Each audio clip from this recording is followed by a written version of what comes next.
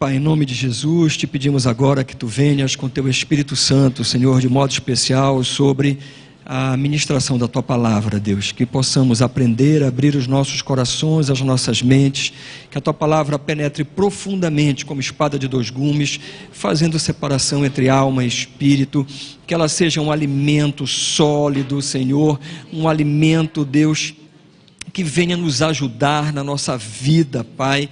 Ó Deus, que a Tua Palavra ela venha frutificar na nossa vida. Por favor, retira toda a dispersão e atenta os nossos ouvidos para a Tua voz. É a nossa oração em nome de Jesus. Amém. Por favor, tome assento. Eu já peço para o Vitor abrir, por favor, em Lamentações. Nós vamos começar com esse texto, que é um texto muito interessante.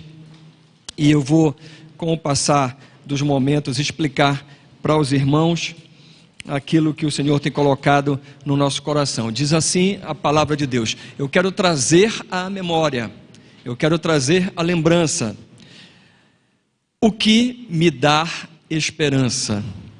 As misericórdias do Senhor são a causa de não sermos consumidos, porque as suas misericórdias, elas não têm fim, renovam-se a cada manhã, grande é a sua fidelidade. A minha porção é o Senhor, diz a minha alma, portanto esperarei nele. Amém. Queridos, eu comecei com esse texto porque, eventualmente, eu e você, nós não devemos esquecer aquilo que nos traz esperança. A gente deve relembrar. E esse texto ficou muito claro hoje, quando da ceia do Senhor. Quando nós falamos e na ministração da ceia nós colocamos algumas razões, enumeramos algumas razões do porquê da ceia, o porquê é importante, e a mais importante delas, sem dúvida nenhuma, é trazer à memória por que nós estamos aqui, o que é o sacrifício de Jesus, a graça, o presente merecido. A gente costuma, como evangélicos, geralmente fazer a ceia uma vez por mês, mas nós poderíamos fazer em qualquer tempo. Mas eu acho muito oportuno que uma vez por mês a gente pare, a gente se examine, a gente olhe para quem precisa perdoar, para quem nós precisamos pedir perdão, oferecer perdão, lembrar do corpo, do sangue, do sacrifício do nosso Senhor, aquilo que Ele fez por mim e por você, esse presente incrível, essa graça maravilhosa que nos alcançou e nos modificou e nos transformou. Eu acho que é didático a gente lembrar isso. E ontem, essa semana na verdade, começou na quinta-feira, quando nós ministramos no encontro de oração, que tem sido uma grande bênção, um pouco do que é a oração. Por que Jesus orava? Porque Jesus ensinou a cada um de nós a orar, porque o Senhor Ele tinha uma vida de oração, e eu fiquei pensando que nós devemos sempre revisitar as coisas básicas, as coisas que são importantes e que são basilares, fundamentos da nossa fé. E ontem à noite, a gente estava numa reunião de líderes de área, e a gente conversando, e eu estava fazendo algumas perguntas para eles, e eu vi que em alguns momentos os líderes engataram nas respostas. E essas respostas eu fiquei pensando depois, por que líderes de área, que são líderes já sobre líderes, que já são experientes, estão engatando em algumas respostas que são básicas, que são fundamentais, que são alicerces de sustentação desta igreja? É claro que a gente pensa que há um problema, eu diria, e até falei isso com eles ontem, e o André foi muito feliz na colocação no meu entendimento, né? Geralmente a gente costuma dizer que as pessoas são muito felizes, ou têm uma ideia muito boa, ou têm muito bom senso, quando elas concordam com a gente, não é? Então a gente diz assim, esse cara, muito interessante tua ideia, principalmente se for igual a tua, não é? Mas a verdade é que a gente estava conversando, e a gente chegou à seguinte conclusão, que o nosso maior problema, nesse 1 ano e 8 meses da igreja, é a nossa mentalidade, é mudar a nossa mentalidade, de uma igreja, de uma mentalidade mais restrita, para uma mentalidade mais aberta, uma mentalidade de reino. Ontem à noite eu estava conversando e eu falei assim, me diga assim, pense um pouco comigo e reflita, qual é a maior área de influência? Qual é o eixo de maior influência da sociedade? Qual o eixo que transforma de um modo diferenciado e maior e melhor do que qualquer outro a sociedade, a família? A sociedade não é um conjunto de famílias? Então qual é o eixo? Qual é a ferramenta? E a gente chega sem dúvida nenhuma que é a igreja saudável. É da igreja que nós nos alimentamos, porque é na igreja que nós ouvimos a palavra de Deus. Quando nós tomamos a decisão de ter um instituto, e desse instituto trabalhar em 7 grandes áreas de influência da sociedade, a gente vai perceber que nenhuma dessas 7 áreas contempla a igreja. E isso é óbvio de certa forma, porque como igreja, a gente iria ser discriminado. O próprio meio que nós vivemos, que é um meio cristão, que é um meio evangélico, ele próprio se autodiscrimina. E a gente teria dificuldade, porque tudo que nós fizéssemos, ele tomaria uma conotação religiosa. Então o que é que nós resolvemos? Vamos usar as 7 grandes áreas de influência, tirando a maior delas, que é a igreja. Na verdade são 8 áreas, e dependendo do autor você pode colocar 8, 10, 12, vou dar um exemplo para você. Nós estamos falando aqui de workshop de teatro. O workshop de teatro, nós poderíamos considerar o teatro, por exemplo, o ministério de teatro, como uma área de influência, mas nós não estamos considerando, nós consideramos arte como uma grande área de influência. E dentro de artes, nós temos sub-eixos, como por exemplo, um ministério que está caminhando, uma semente ministerial de teatro. Nós temos uma outra semente caminhando, que é uma semente ministerial de louvor. Nós temos hoje também esporte, isso tudo dentro de artes e entretenimento. Então você, de acordo com o autor, de acordo com a tua consciência, você pode expandir isso ou não. Nós escolhemos 7 áreas, que é uma espécie de consenso, entre autores, mas nós deixamos a principal área, a igreja, preservada.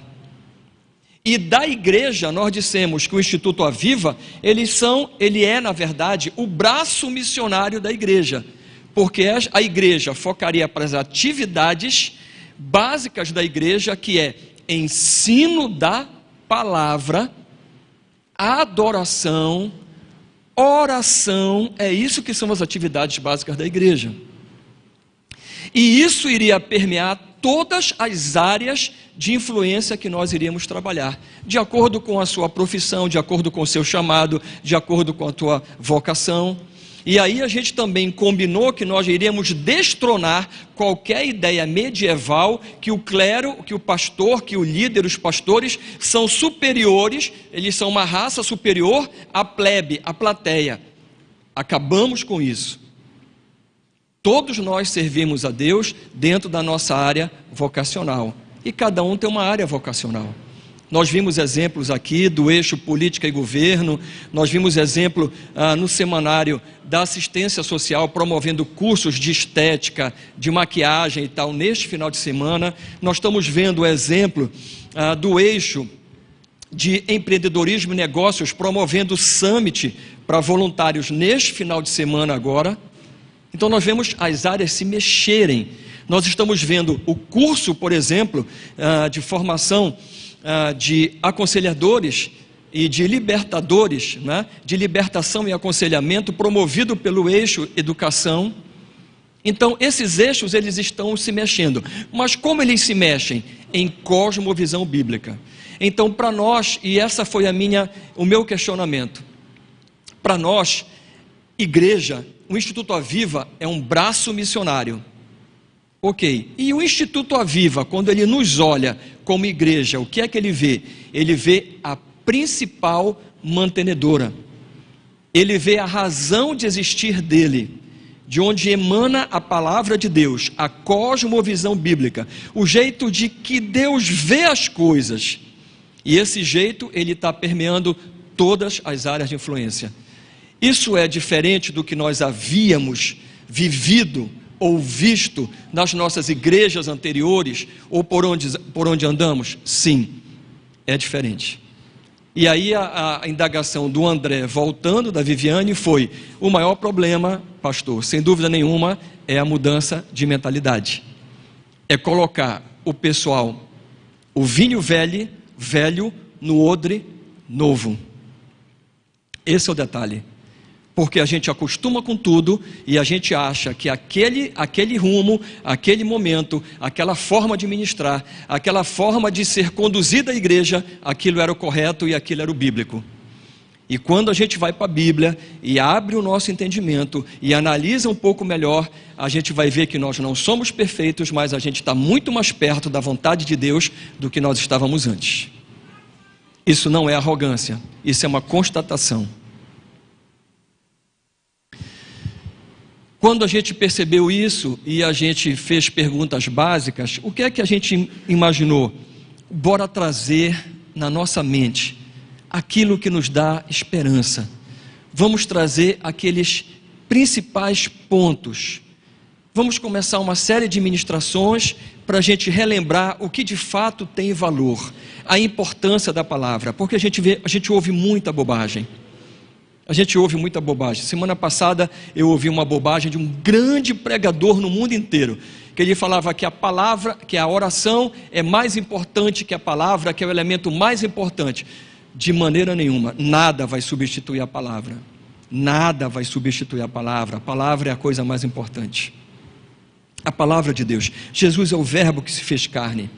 Então, nós vamos nesses próximos momentos, encontros, refletir um pouco sobre as coisas básicas, importantes para a gente alicerçar melhor essa nossa empreitada, essa nossa saída para o mundo exterior, porque essa é a ideia do Instituto Aviva, é sair destas portas para o mundo exterior, é fazermos de fato missões de uma forma inteligente, de uma forma abrangente, de uma forma impactante, criativa e transformadora. E nós deixamos isso muito claro quanto à nossa percepção de identidade da nossa igreja. E nós falamos: eu sinto muito se você não concorda, mas enquanto igreja nós somos conservadores. E isso é um título que talvez você ache até interessante nesse momento, mas na hora que apertar isso para você, isso vai ficar complicado. Porque vão te chamar de fascista religioso, vão te chamar de totalitário, vão te chamar de tudo. E o que é ser conservador? Ser conservador é ter a Bíblia como referência em tudo que você faz. Ser conservador é ser cristocêntrico. Ser conservador é ter a Bíblia como inerrante, infalível, imutável e suficiente palavra de Deus. Mas nós não somos uma igreja de 1500, 1600, 1700, 1910, nós não somos, nós somos uma igreja atual, e como igreja atual, nós usamos tecnologia, nós nos posicionamos de modo atual. Então, uma coisa é a doutrina e não negociamos, isso faz parte da nossa identidade, e a outra parte é o costume, e isso nós negociamos. Negociamos costume, pastor? Negociamos. Tudo que estiver dentro de um bom senso, dentro que estiver de um filtro bíblico, nós poderemos adotar. Tudo que é criativo, transformador, inovador, traz consigo uma possibilidade de erro. E você tem que entender isso. Isso faz parte do processo. Nenhum cientista, nenhum descobridor, ele chega na primeira e acerta aquilo. Não é assim. Nós temos filtros, nós temos referências e a gente vai usar isso. E quando errarmos, e vamos errar, nós vamos nos reposicionar e consertar. E nós vamos nos adequar. Mas nós não vamos abrir mão de ser uma igreja atualizada tecnologicamente, atuante, transformadora, inovadora. E eu dei um exemplo claro sobre isso no domingo passado, quando eu falei que a estatística das igrejas é que de cada três jovens das igrejas que passam no vestibular e vão para a faculdade, dois largam a igreja, só um permanece. E a gente foi estudar por que esses dois largavam a igreja, e é basicamente isso que nós estamos falando. E por que este um não largava a igreja, e nós fomos entender que o maior referencial dessas pessoas que não largavam a igreja era o exemplo dos pais. Exemplo dos pais. Liberdade dentro da igreja, uma igreja viva, uma igreja motivadora, uma igreja de oportunidades para jovens, adolescentes. É a igreja que nós estamos nos referindo. Portanto, eu sei que esse modelo não é um modelo muito habitual, eu sei que esse modelo não é um modelo muito visto, mas eu creio que ele não é tão habitual e tão visto porque nós estamos olhando para o passado. Mas se você colocar os seus olhos nas igrejas que estão fazendo diferença, nessas novas igrejas que antecedem a volta de Jesus, e eu não estou falando de empresas evangélicas, eu estou falando de igrejas verdadeiras, você vai ver que o Espírito Santo tem trabalhado de uma forma muito similar, como nós temos trabalhado aqui por vários lugares, vários pontos do Brasil e do mundo. Eu sei que é difícil a gente mudar algumas coisas, mas nós precisamos mudar, e a gente vai fazer força sobre isso. Cristianismo é, antes de tudo, e a gente falou na quinta-feira sobre isso, vamos resgatar várias coisas, relacionamento. Se você pode definir uma palavra para cristianismo, defina relacionamento. Simples assim. Mas relacionamento com quem? Relacionamento com Deus e com o próximo. Tanto que a nossa base doutrinária, e vocês viram isso em dezenas de vezes que foi projetado, a nossa missão, visão, nossa base doutrinária é fundamental, que fala de Mateus capítulo 22, que diz que você tem que amar a Deus, né, sobre todas as coisas, e amar ao próximo como a você mesmo. Amar a Deus, João fala, quem é que ama a Deus verdadeiramente? Quem é que ama? Capítulo 15 de João, quem é que ama? Quem obedece. Quem obedece, ama a Deus. Não é verdade? Quem obedece, ama. Quem não obedece a Deus é mentiroso, não ama coisa nenhuma, é da boca para fora. Mas assim, você pode obedecer a Deus se você não conhece a Deus? Como é que você vai obedecer se você não conhece a Deus? Como é que você vai obedecer se você não tem relacionamento com Deus? E relacionamento, pessoal, ele leva conhecimento. Você tem que conhecer, e aí você vai conhecer a palavra. Leva tempo, porque não é imediatamente. Não é o fato de eu chegar aqui, apertar a mão de alguém, cumprimentar, que eu já me relaciono com aquela pessoa. Não é isso. O relacionamento leva tempo até a gente se conhecer. As pessoas dizem que a gente tem que comer 1 quilo de sal antes da gente formar uma ideia, né? 1 quilo de sal com uma pessoa. Tu imagina tirar uma pitadinha e colocando em cada comida. Quando der 1 quilo de sal, aí você conhece aquela pessoa, mais ou menos. O relacionamento precisa de vontade, da gente querer se relacionar, não é?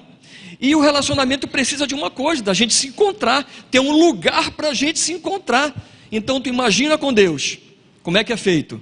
Se você não quiser, se você não investir tempo, se você não souber a palavra dele, se você não responder a esses inúmeros chamados, que a igreja tem essas estratégias imensas, nessas áreas todas, para você conhecer a Deus, para você se aprimorar, para você se aprofundar, para você investir no relacionamento.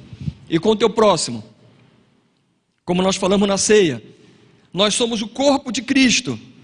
Se a gente não se relaciona uns com os outros, como é que a gente vai se relacionar com Deus? É mentira, pessoal. Se você não amar o teu próximo, você não ama a Deus. É conversa. Jesus falou, se você não ama o teu próximo, aquele que você vê, como é que você vai amar a Deus que você não vê? Conversa fiada. Por isso que Jesus, ele pega e resume toda a questão do relacionamento nesses 2 pontos, nesses 2 mandamentos. E ele diz mais, que toda a lei e todos os profetas dependem desses 2 mandamentos. O resto é conversa fiada. Mas o que é que aconteceu? Antes do pecado, esse relacionamento era direto, era normal, era constante. porque havia santidade, mas depois do pecado as coisas tomaram rumo. Veja lá o que está escrito em Gênesis capítulo 1, verso 26, e vamos citar os textos muito básicos, você acompanha por aqui ou então anota, ou então depois você vai no nosso canal AD, lá no YouTube, AD Primeiro Amor, que tem todos os textos lá. Também disse Deus, façamos o homem à nossa imagem, conforme a nossa semelhança, tenha ele domínio sobre os peixes do mar, sobre as aves do céu. Escute uma coisa, sobre animais domésticos, sobre toda a terra, sobre todos os répteis que rastejam pela terra, ou seja, enfim, sobre tudo. Domínio significa propriedade? Sim ou não? Não, claro que não. Eu posso dominar sobre alguma coisa, eu posso mandar sobre alguma coisa, mas não quer dizer que eu seja o dono. Eu posso ser contratado, por exemplo, numa empresa para ser um gerente. Olha, você tem autonomia, eu posso ser um mordomo de uma casa, você cuida de toda a casa, eu entrego nas tuas mãos aqui para você dominar. Não é assim? Olha só o que Deus fez. Por que Deus não colocou propriedade, colocou domínio? A gente já vai entender. Mas ele passou o domínio, ele criou um reino aqui, ele criou algo maravilhoso, e a gente percebe isso. Ele criou um jardim incrível, muito parecido, paralelo com o que existe lá no céu, e disse para mim e para você, reinem. E a gente se relacionava com Deus tete a tete, face a face. Olha que incrível. Aí o que é que acontece? Isaías capítulo 59, verso 2 diz assim: mas as vossas iniquidades, ou seja, os pecados, fazem separação entre nós, vós, e o vosso Deus, e os vossos pecados encobrem o seu rosto de vós, para que não vos ouça. Romanos 6, 23, ele define melhor ainda o que aconteceu depois de nós desobedecermos a Deus, de nós desviarmos o nosso coração, a nossa mente de Deus e quebrarmos o relacionamento com Deus. Porque o salário do pecado é a morte, mas o dom gratuito de Deus é a vida eterna em Cristo Jesus nosso Senhor. A paga pelo pecado, pelas iniquidades, pela transgressão, pela desobediência foi a morte. A morte significa o afastamento de Deus. Nós empurramos a Deus para fora da nossa vida, como se nós pudéssemos sentar e administrar tudo o que nós não criamos, o que nós não entendemos, o que nós não fizemos, o que nós não tínhamos direito. Ele só deu para a gente uma prerrogativa, para a gente dominar, para a gente exercer comando, e a gente desobedece a Deus, e pega todo o comando da terra, todas as coisas, e entrega para o inimigo de Deus, para Satanás. Entregamos tudo para Satanás. Você sabe qual é a consequência disso? 2 Pedro, capítulo 2, verso 19, preste atenção no que fala essa palavra. Prometendo-lhes liberdade, quando eles mesmos são escravos da corrupção, pois aquele que é vencido fica escravo do vencedor. Quem te vence te escraviza. Nós pegamos o domínio que Deus nos deu, a maravilha, algo incrível, e nós deliberadamente escolhemos pecar, desobedecer e entregar esse domínio a Satanás. Você pensa que Satanás não sabe disso, ou que Satanás não maneja bem essa palavra, ou que Satanás não sabe a autoridade que tem? Então leiam comigo Lucas capítulo 4, verso 6. Vocês lembram da tentação de Jesus no deserto, quando ele começa seu ministério? Olha o que o diabo, Satanás, é aquela mesma serpente lá do Éden, fala para Jesus. Disse-lhe o diabo: dar-te-ei, olha só, dar-te-ei toda esta autoridade e a glória destes reinos, porque ela me foi entregue e eu dou a quem eu quiser. Sabe por que está falando de reinos? Porque quando foi criado só tinha aquele reino lá no Éden, Adão e Eva, e depois se multiplicou. Reinos são domínios, né? E o mundo está cheio de reinos.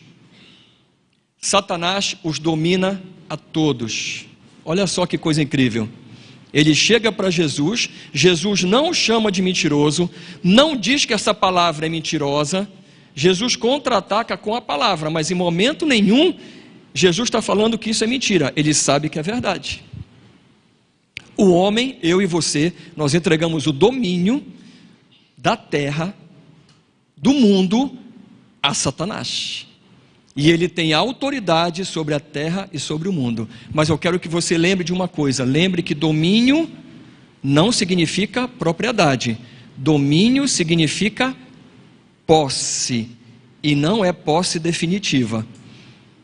Ok? Posse é uma coisa, propriedade é outra. Satanás não tem o direito legal. Ele tem autoridade porque a posse foi passada para ele. Ok? Aí eu pensei assim, e você pensa comigo, nossa, há esperança para nós, ao texto de Lamentações. Bora trazer à mente tudo aquilo que nos traz esperança, lembrando que o Senhor é misericordioso, as misericórdias do Senhor se renovam a cada manhã.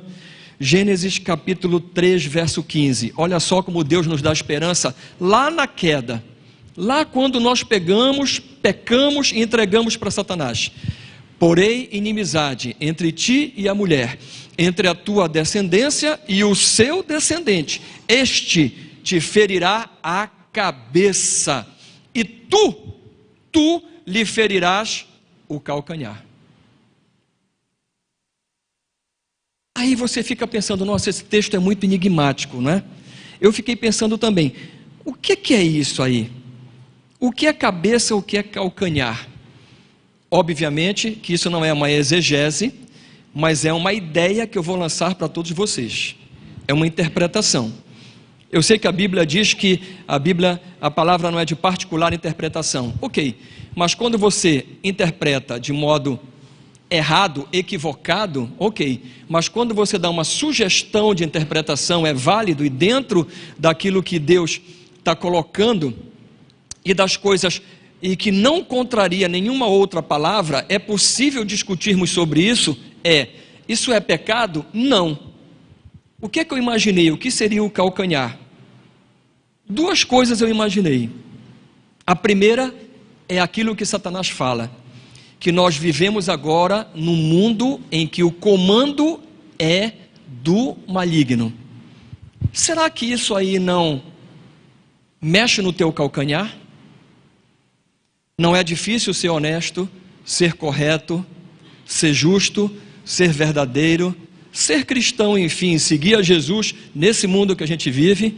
Todo lugar que a gente olha tem podridão e coisa errada. Não é ruim? Isso poderia ser a ferida no nosso calcanhar? Sim. Aí eu pensei, tem mais alguma coisa que poderia ser essa ferida no meu calcanhar? Tem. O quê? Meu corpo, teu corpo. Nós sabemos que enquanto nós tivermos e vivermos nesse corpo corrompido, nós vamos sofrer.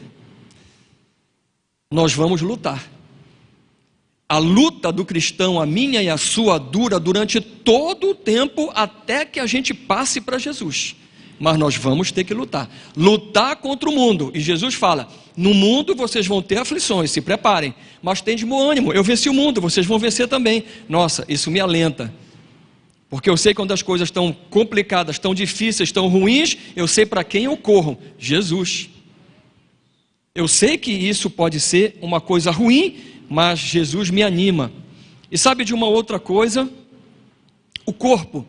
Ele diz assim, ei, coloca esperança, porque daqui a pouquinho você vai receber um corpo glorificado. O DNA do pecado que tem no teu corpo, e que Paulo fala tão bem, maldito homem que sou, aquilo que eu quero eu não faço, aquilo que eu não quero eu faço, nossa, como é difícil. Daqui a pouco a gente não vai ter esse corpo. Daqui a pouquinho a gente vai ter um corpo glorificado, ausente do pecado. Será que isso seria o nosso calcanhar? Ok. E como é que a gente fere a cabeça da serpente? Como é que a nossa descendência iria ferir a cabeça da serpente? E quando Deus está falando no nosso descendente, não no nosso homem, mas Ele fala da mulher. Ele fala da mulher, não foi? Vejam o texto, ele fala da mulher, vai ferir a cabeça da serpente. Aí eu fiquei pensando, qual é a cabeça da serpente? Qual é o ponto mais nevrálgico? Qual é o ponto mais importante? Qual é o ponto que a gente nasce sabendo que vai acontecer, mas ninguém quer passar por isso? A nossa tia tem 97 anos e a gente está orando para Deus curar ela. É a morte. Quando eu penso em ferir a cabeça, é a morte. Por quê? Porque Jesus, ele contraria tudo. Ele não tinha pecado. Ele é Deus. Ele tomou a forma de homem. Ele veio de semente de mulher. Olha só. E ele morreu sem pecado. O inferno não o pôde suster. Ele ressuscita. Ele fere a cabeça da serpente. E aí a Bíblia fala coisas incríveis, maravilhosas para mim e para você, porque isso foi feito de modo planejado. O Deus que a gente segue, o Deus que a gente serve não é o Deus onipresente, onipotente, onisciente. Será que alguma coisa daí fugiu do controle de Deus? Será que alguma coisa fugiu do plano de Deus? Ou isso estava tudo planejado? Ou tem alguma coisa no mundo ou em qualquer lugar que fuja do entendimento de Deus, da capacidade de Deus agir, da capacidade de Deus estar presente, da capacidade de Deus saber? Será que existe alguma coisa? No nosso Deus, não. Então, o que sai do controle de Deus em tudo isso? A resposta é simples: nada. O que saiu do controle não foi do controle de Deus, foi do meu controle e do seu controle. O problema não está com Deus e nem nunca esteve. O pecado não está com Deus e nem nunca esteve e nem nunca vai estar. O problema e a falta de controle, ou a perda de controle, ou a perda de domínio, ela está em mim e em você. Olha o que fala João 3,16, que é muito famoso, né?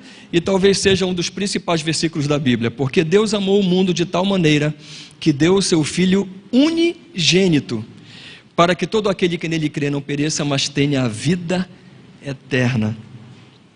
Deus planejou. Deus planejou.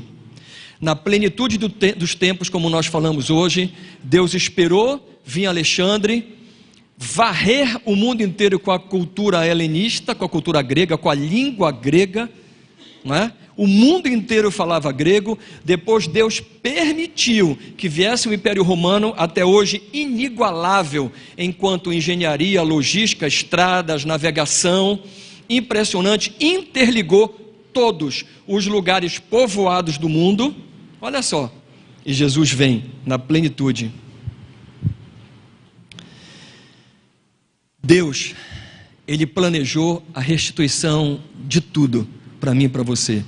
Tudo aquilo que nós jogamos fora, nós não poderíamos fazer pelas nossas próprias forças, pelas nossas atitudes.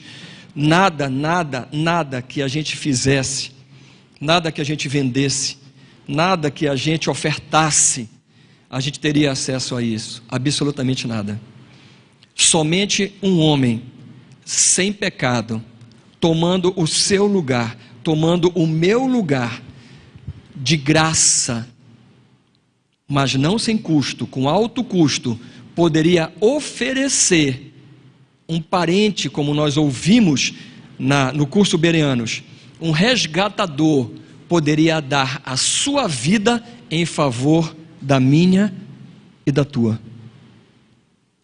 Romanos 8:32 é interessante, que diz: aquele, falando de Deus, aquele que não poupou o seu próprio filho, antes por todos nós o entregou, porventura não nos dará graciosamente com ele todas as coisas? Aí como é que faz esse mundo? Espera aí, nós pegamos o controle, olha só, nós pegamos o controle, o domínio, e nós entregamos para Satanás. Aí Deus tem um plano incrível, porque Deus é amor, não é? Olha para mim, para você e diz assim: Felipe não consegue sozinho de modo nenhum, ele é um pecador. Eu vou mandar o meu filho, ele toma a forma de homem, ele vive uma vida de santidade, morre indevidamente, porque ele não poderia morrer, porque a morte veio pelo advento do pecado e ele não pecou, mas ele vai morrer não porque ele precisava, mas porque o Felipe precisa, e o inferno não pode deter porque ele não tem pecado, e ele ressuscita. E ele diz: ele ressuscitou para que você, Felipe, para que você ressuscitasse. Ele deu a sua vida em favor de mim e de você. Isso é um pilar básico da nossa igreja, é um pilar básico do cristianismo. Toda a nossa fé está no fato que Jesus ressuscitou.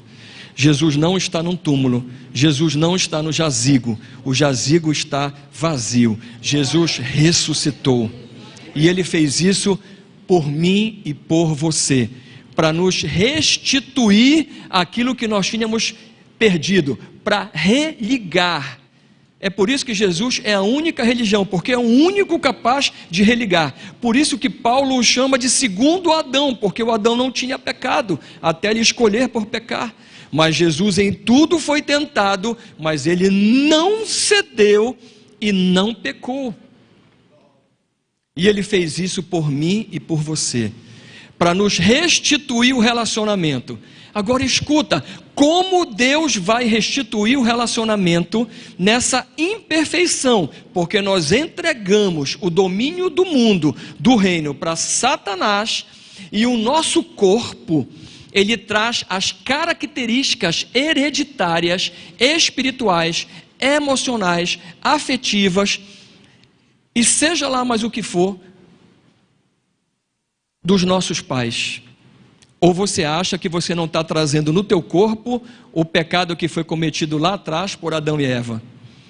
Você não se parece com seu pai biológico, com a sua mãe? Você não tem cacuete do seu pai e da sua mãe? Você não herda o DNA? Herda. Você acha que você não herda o DNA espiritual? Herda. É óbvio. E como que a gente vai lidar com isso agora?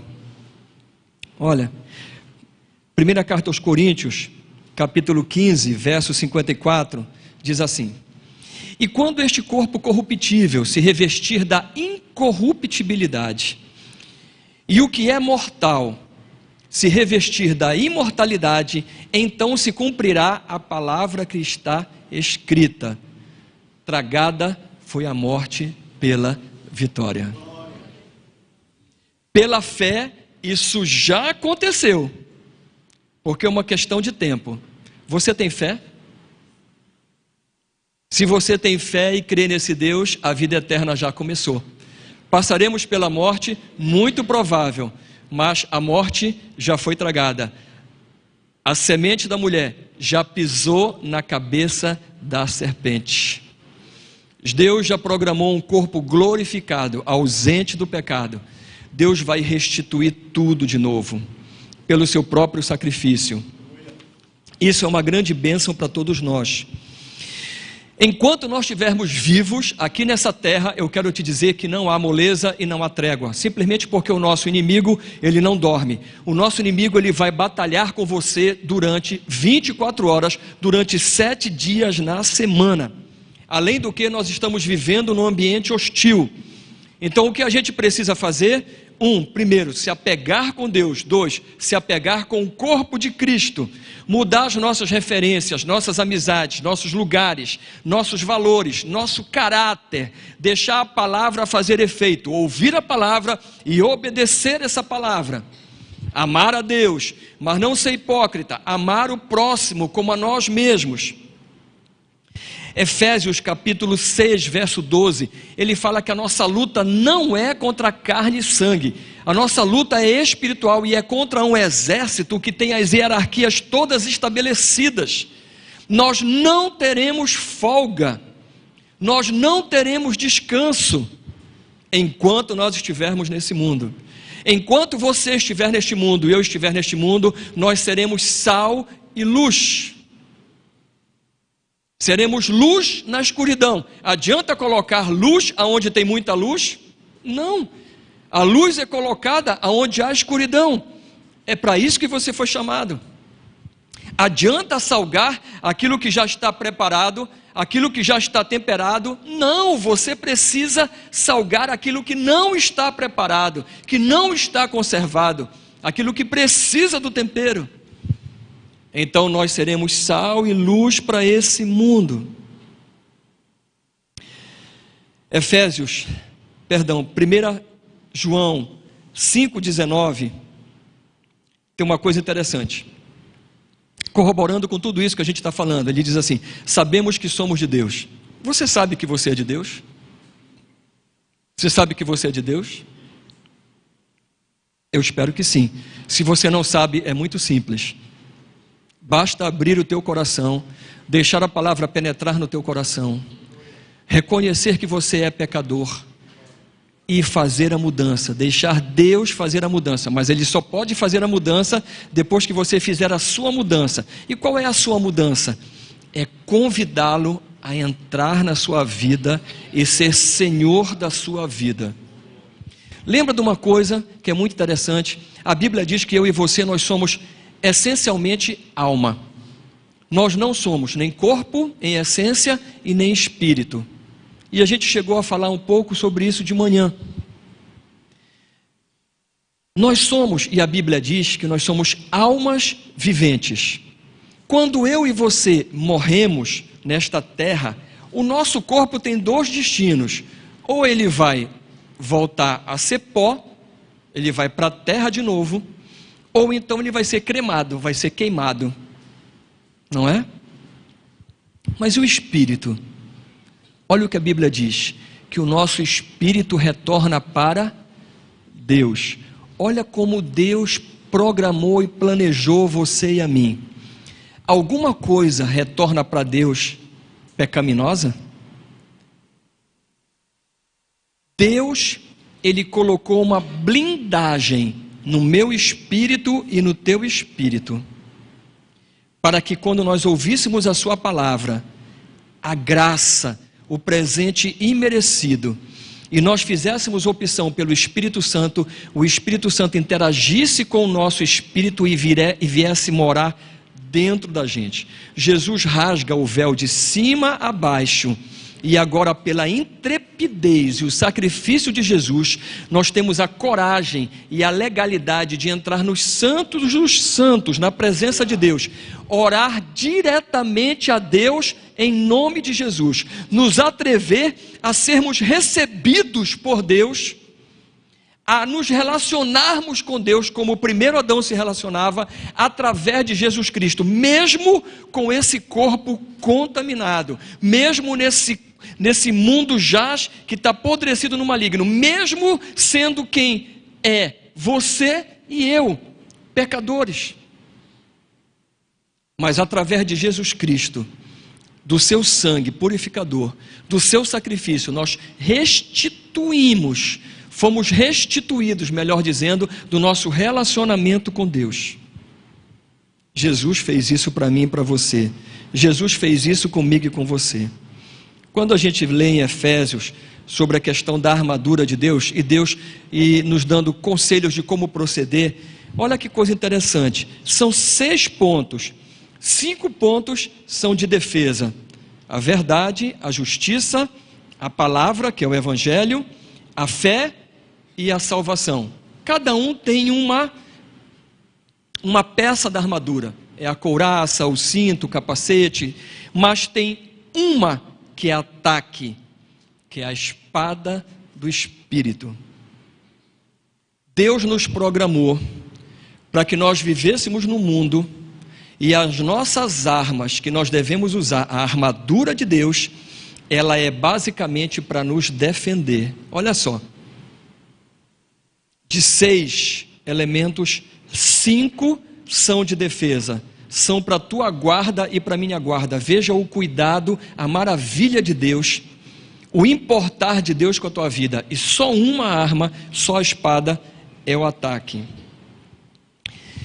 Por fim, a gente caminhando para o final, e para reforçar esses pontos que são fundamentais, Mateus capítulo 18, verso 18, para que você tenha certeza do que a gente está falando, é aquilo que Deus está falando na sua palavra, e que Jesus restituiu tudo aquilo que nós tínhamos perdido, e que tudo aquilo que foi perdido está nas suas mãos, e que Ele nos está dando, nos passando novamente o domínio. Olha o que está escrito em Mateus 28, 18, Jesus aproximando-se, e aí tem um detalhe, Jesus está falando com os discípulos, e há uma diferença entre ovelha e discípulo. Discípulo é líder, discípulo é quem ouve, pratica, ama e obedece. A ovelha às vezes tem que pegar o cajado, tem que buscar lá na vara, puxar pelo pescoço, levar para beber, mas aos discípulos, Jesus aproximando-se falou-lhes dizendo, olha que coisa linda, toda a autoridade me foi dada, no céu e na terra. Toda a autoridade me foi dada no céu e na terra. Esse é um dos últimos versículos do Evangelho de Mateus.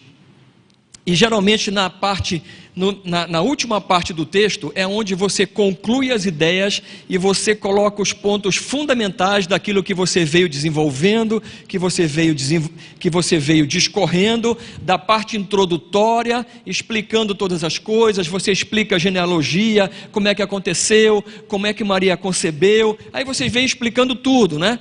O que aconteceu no casamento de Caná, o que aconteceu no batismo, aí você vê o ministério de Jesus, e depois ele conclui, e fala para mim e para você, levante do banco, porque toda a autoridade me foi dada nos céus e na terra, tudo está nas minhas mãos novamente, e ele fala, portanto, ide, fazei discípulos em todas as nações, batizando-os em nome do Pai, do Filho e do Espírito Santo. O próximo, por favor, ensinando-os a guardar todas as coisas, ensinando a guardar a palavra completamente, e olhem, eu estarei com vocês todos os dias, eu não vou deixar ninguém órfão, eu vou estar com vocês até a consumação dos séculos. Olha a promessa incrível de Jesus, para mim e para você. Eu queria ler um texto, já caminhando para terminar, Filipenses capítulo 2, esse texto é muito lindo, e eu acho que vale a pena para a gente reforçar tudo o que estamos falando. Filipenses capítulo 2, do verso 5 até o verso de número 11, depois em casa você pode rever, você pode pegar no canal, é muito legal.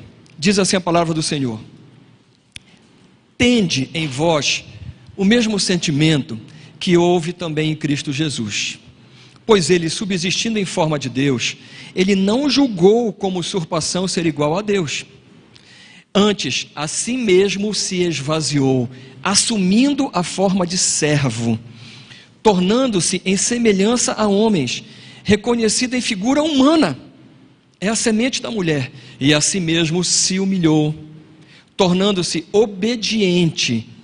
Vê que a desobediência tirou e quebrou o relacionamento com Deus, pois a obediência a Deus, ela restitui o relacionamento, e foi isso que Jesus fez, obediente até a morte e morte de cruz, pelo que também Deus o exaltou sobremaneira, e lhe deu um nome que está acima de todo o nome, para que ao nome de Jesus se dobre todo o joelho, nos céus, na terra e embaixo da terra, e toda língua confesse que Jesus Cristo é Senhor, para a glória de Deus Pai.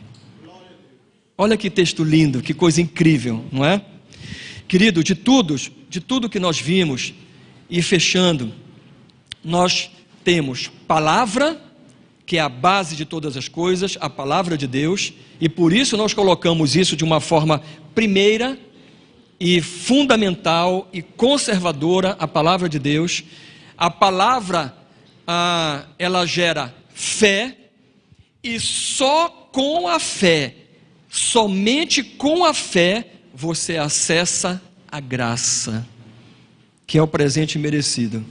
João capítulo 1, verso de 1 ao 4. Vamos ler. No princípio era o Verbo, e o Verbo estava com Deus, e o Verbo era Deus. Ninguém tem dúvida que está falando de Jesus, né? Ele estava no princípio com Deus. Todas as coisas foram feitas por intermédio dele, e sem ele, nada do que foi feito se fez. Nada. A vida estava nele, e a vida era a luz dos homens. Olha que coisa linda. Outro texto também, no mesmo capítulo de João, a gente avança para o verso 7 até o 14. Olha que João continua falando de Jesus, para ver a graciosidade de Jesus. Este veio como testemunha para que testificasse a respeito da luz, a fim de que todos virem a crer por intermédio dele. Ele não era luz, mas veio para que testificasse da luz. Escuta que você já vai saber, já desconfiou de quem está falando. A saber, a verdadeira luz que vinha ao mundo ilumina a todo o homem. O Verbo estava no mundo, plenitude. O mundo todo, o mundo foi feito por intermédio dele, mas o mundo não o conheceu. Veio para o que era seu, e os seus não o receberam.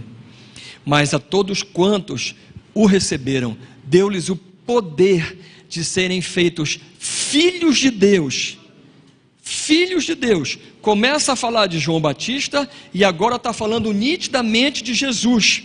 Está dizendo para mim e para você que se você reconhecer, que se você o receber como Senhor e Salvador da tua vida, Ele lhes deu poder, Ele lhe dá o poder de serem feitos filhos de Deus, irmão de Jesus. Ele deixa de ser o unigênito e passa a ser o primogênito, o primeiro de muitos, a saber, aos que creem no seu nome, os quais não nasceram do sangue, nem da vontade da carne, nem da vontade de homem, mas de Deus. E o Verbo se fez carne e habitou entre nós, cheio de graça e de verdade. E vimos a sua glória, glória como do unigênito do Pai.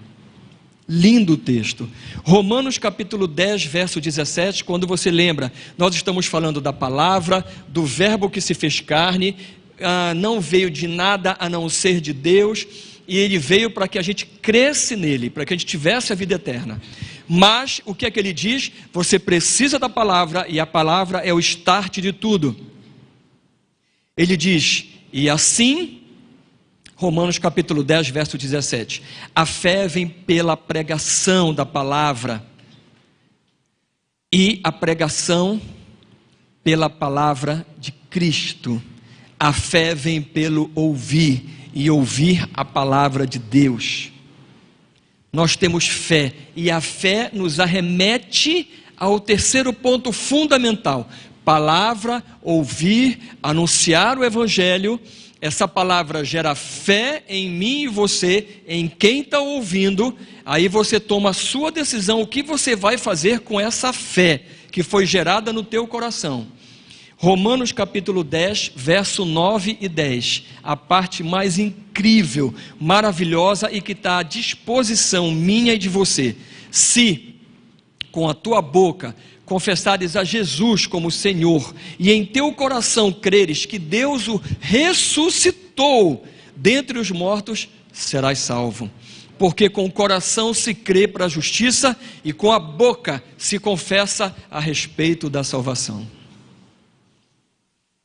Palavra, fé, graça.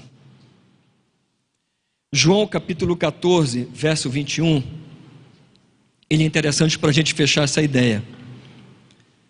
E eu já citei isso, mas eu quero encerrar com esse texto. Não se enganem. Não se enganem com discursos eloquentes. Não se enganem com fábulas. Não se enganem com hierarquias, com modos de administração, com trejeitos religiosos, com emanações mentirosas. Não se enganem, não se enganem. A palavra diz que aquele que tem os meus mandamentos e os guarda, esse é o que me ama. E aquele que me ama será amado do meu Pai, por meu Pai. E eu também o amarei e me manifestarei a ele. Jesus só se manifesta e só está presente na vida daqueles que amam verdadeiramente a Ele e a Deus. E amar a Jesus e a Deus é ouvir a sua palavra e entender, se arrepender, desejar, aceitá-lo, receber no seu coração, na verdade, no seu espírito incontaminado, pedindo para que Ele seja Senhor da sua vida. E isso acontece verdadeiramente, e a sua fé não é vã, não só quando você crê e confessa, mas pelo seu testemunho. E Deus diz que a gente vai conhecer a árvore pelos seus frutos. E como é que a gente vai conhecer o cristão? Quando o cristão conhece, mas obedece a palavra de Deus. Eu te pergunto nessa noite, você foi de fato regenerado? Você entendeu que o nosso relacionamento, ele foi quebrado pelo pecado, pela desobediência a Deus, mas que ele foi restituído, o relacionamento, pela santidade e pela obediência a Deus? Que nada do que eu fiz ou que você fez tem efetivamente parte nisso, que Deus disponibilizou toda essa graça para mim e para você, que nós temos agora acesso. Acredite, por favor, no que a Bíblia fala. Não é a oração de um pastor, a oração de um diácono, a oração da irmã, do irmão que profetiza, seja lá o que for. Isso, pessoal, isso não há nada nisso. Não há nada nisso. Você,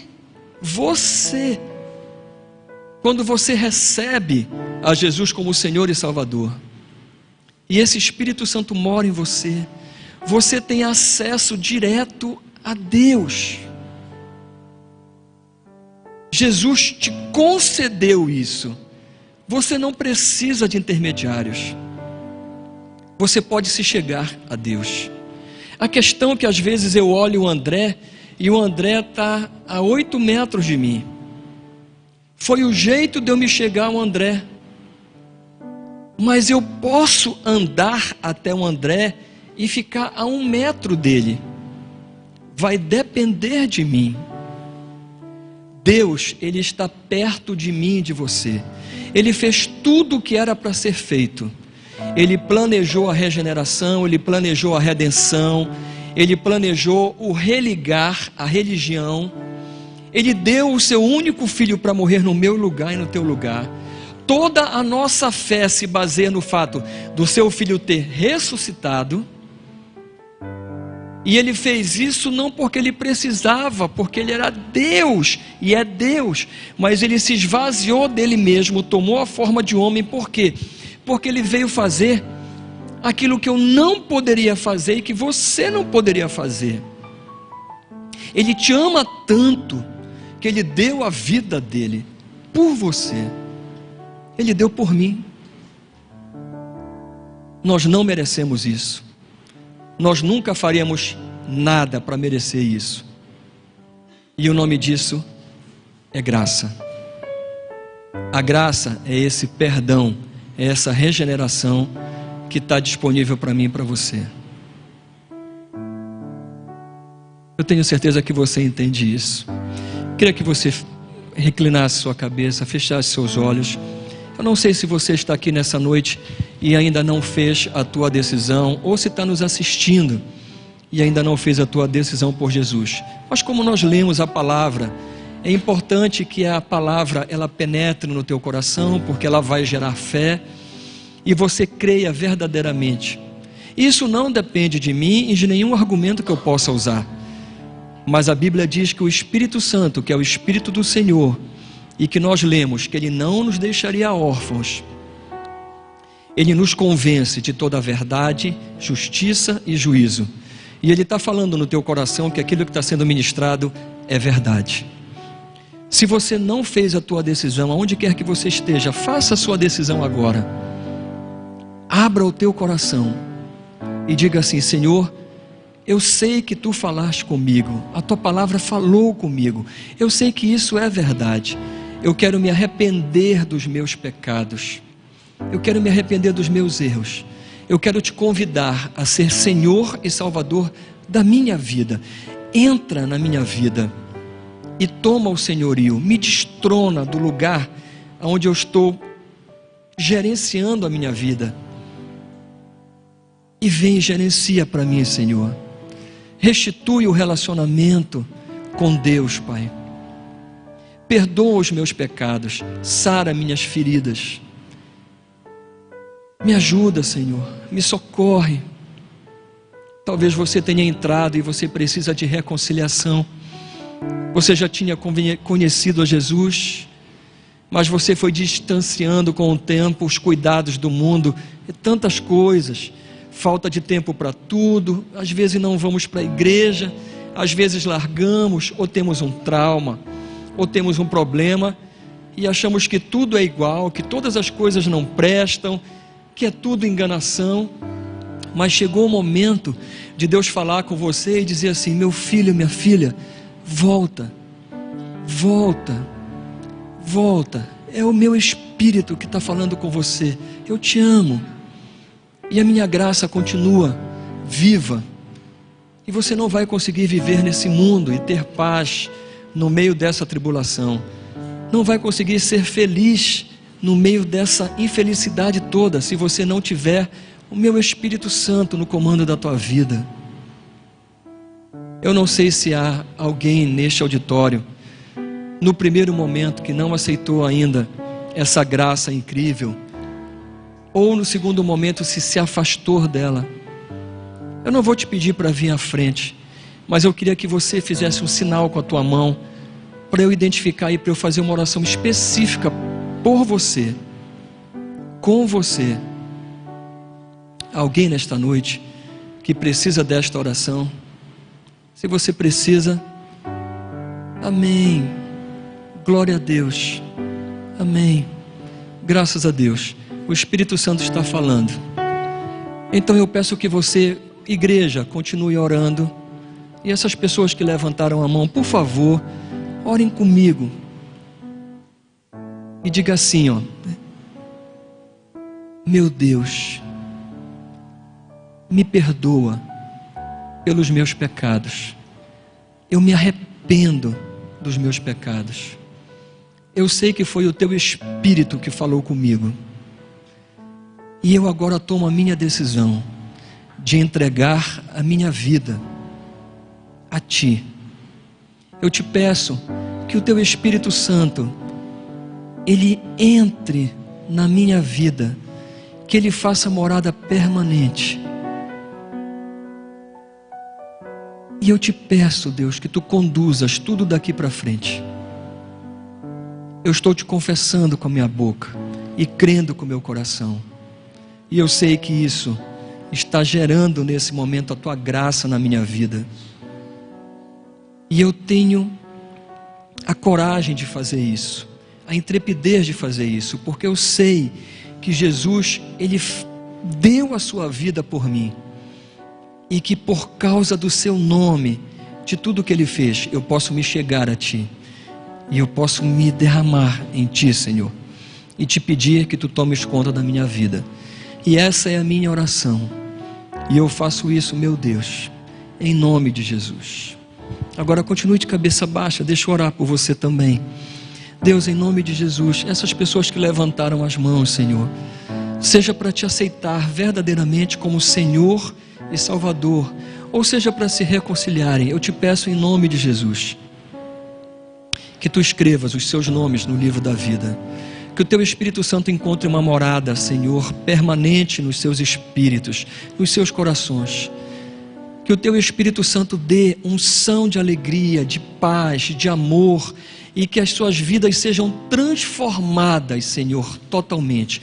Como a Tua palavra diz, apaga todas as transgressões e os pecados, Senhor, e faz com que essas vidas sejam mais alvas do que a neve. Pai, eu oro a Ti, e toda a Tua igreja aqui reunida, a gente se dá as mãos espiritualmente e ora a Ti, te pedindo por esses irmãos, por essa irmã, Senhor. Salva, Deus, modifica, cura, liberta. Nós oramos a Ti, Pai querido, em nome de Jesus. Amém. Amém. Queridos, é uma pregação simples, mas são pilares que nós não podemos esquecer. O Deus que você serve, Ele é um Deus incrível, que restaura relacionamentos, que regenera, que salva, que cura e que liberta. Amém? E por fim, amados, eu quero pedir desculpa, porque hoje nós tivemos, de novo, ainda muito longo a nossa retrospectiva, né? Eu sei que tem muita coisa, mas nós podemos diminuir isso, não é? Nós precisamos adequar o semanário e a retrospectiva um pouco mais rápidas, mas eu ainda queria dizer para você que de manhã nós tínhamos 5 vagas para o workshop de teatro. Se você se interessa pelo workshop de teatro, só tem 5 vagas. Por favor, você pode procurar a mim ou pode procurar o pastor Cachado que está aqui na frente, ok? E para você que não fez o Summit, nós conversamos com o pastor Cachado, com a irmã Beth, com o pastor Berg, que estão organizando o Summit, são para os voluntários, ok? E os voluntários que trabalharam no Summit do Hangar, que foi em dezembro, eles não vão pagar absolutamente nada, mas nós pedimos, se era possível, abrir algumas vagas para pessoas que não fizeram o Summit. E eles abriram algumas vagas, só algumas vagas, dentro desse limite que cabe o nosso espaço, ok? Mas nós acordamos que as pessoas que quiserem participar do Summit, se você não sabe, o Summit é o maior e melhor treinamento do mundo. As pessoas que não são os voluntários, elas vão pagar pela alimentação. E o custo da alimentação, que inclui almoço, é R$30. O Summit vai começar sábado, 8 horas da manhã, e deve ir até o sábado, às 19 horas. Serão 10 horas de jornada de liderança, ok? Então, se você estiver interessado no Summit, por favor, procure a mim, o pastor Cachado, e vamos tentar ver se é possível enquadrar você. E por último, você viu o vídeo do pastor Cote. Há pouco eu estava conversando com o pastor Cachado, nós tínhamos feito uma previsão de 70 vagas. 70 vagas. Hoje, quando eu contei na primeira parcial, tinham 80 vagas. O que é que eu quero dizer? Eu quero dizer para os líderes que, se não entregarem as suas fichas hoje, eles já correm um risco muito grande de não participarem da IFOL, ok? Porque o espaço é limitado e nós vamos fazer dentro da limitação e nós não vamos botar para dentro nenhum líder que está há 2 meses sendo avisado e que está deixando para a última hora, vai ficar de fora. Então, nós estamos avisando sobre isso. Isso é muito sério, a escola é uma escola muito séria, ela é fechada, é só o primeiro módulo, mas nós vamos trancar as vagas dentro da nossa limitação. Os irmãos estão entendendo? Me perdoem pelos avisos. Vamos ficar em pé e orar, por favor? Ok. O pastor Cachado está lembrando uma coisa muito legal. Vocês que levantaram as mãos, por favor, quinta-feira à noite nós temos aqui nesse salão um encontro para casais, que é alguma coisa muito legal. E no anexo, no salão ao lado, nós temos encontros de jovens e adolescentes. E aqui em cima funcionam as salas das crianças. Isso na quinta-feira à noite. E no domingo pela manhã, nós temos classes de EBD para todas as faixas etárias. Você está convidado. Nós já estamos aqui a partir das 8 horas, nós começamos a orar, nós começamos a ler a palavra, nós revisamos a lição anterior, às 9 horas em ponto nós temos uma ministração nova, e estamos estudando sobre o Espírito Santo. Então, é um convite para você, vir conosco e aprender mais de Jesus. Fora isso, você já viu que essa igreja tem 1 milhão de atividades. Devagar, aí você vai tomando pé, tomando conta, tomando ciência das coisas e escolhendo dentro daquilo que te atrai, dentro daquilo que que chama mais atenção no teu coração, a área que você quer aprender, quer trabalhar, tá bem? Vamos orar então. Pai, muito obrigado, Senhor, por esse dia. Obrigado, Deus, pelo aniversário da Paula. Obrigado, Deus, pelo aniversário do João e da Marina também, nessa semana. Deus, nós queremos te pedir novamente, interceder pela Adriana do Luiz. O estado dela não é um estado confortável. A Adriana, ela está com dificuldade, Senhor. Ela fez uma cirurgia seríssima, muito séria. Nós queremos te pedir pela sua vida. Por favor, sê com ela. Toda a tua igreja está orando, está pedindo, está clamando a ti, Senhor. Tem misericórdia da tua serva. Queremos te agradecer pela recuperação enorme. Os médicos tinham desenganado o pastor Naldo, e hoje, quando a gente foi ministrar a ceia lá, Deus, ele está cada dia melhor. E a água, como tu falaste, a água vai subindo e vai sumindo continuamente, e a gente crê, Deus, que não demora muito e esse milagre vai virar alguma coisa estrondosa, porque ele não tem mais muitos dias naquele hospital e tu vais dar alta para ele, Senhor. E os médicos não acreditam, e ele é testemunho vivo que tu operas e que tu tens plano.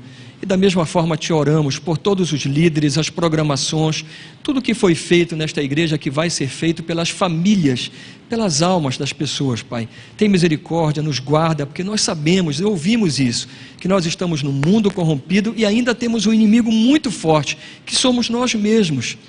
Os pecados, as nossas concupiscências, as nossas fraquezas. Nos ajuda, nos fortalece, para que a gente possa vencer tudo isso, Pai. Nos livra das tentações e dos males. Nos guarda, e nós te pedimos, nos dá um bom retorno para as nossas casas, com tranquilidade, livra de quebras, de assaltos, que a gente tenha uma semana abençoada, Pai. Nós oramos a Ti, Pai, e nós entramos na Tua presença, e é no nome de Jesus que nós fazemos isso. Amém. Estenda suas mãos agora, queridos. Feche seus olhos e receba a bênção apostólica, que o amor de Deus, o nosso Pai, a graça, o presente imerecido que nos foi ofertado pelo nosso Senhor e Salvador Jesus Cristo, a unção, a consolação, a doce e constante, incrível, maravilhosa presença do seu Espírito, seja com você e com toda a sua família. E os que recebem digam amém. Amém. Amém. Deus abençoe. Alguém interessado em vagas, por favor, procure o pastor Cachado, ou a minha aqui do Summit, ou do workshop de teatro, se ainda tiver. E lá fora temos uma cantina em prol das obras do Instituto Aviva. Deus abençoe.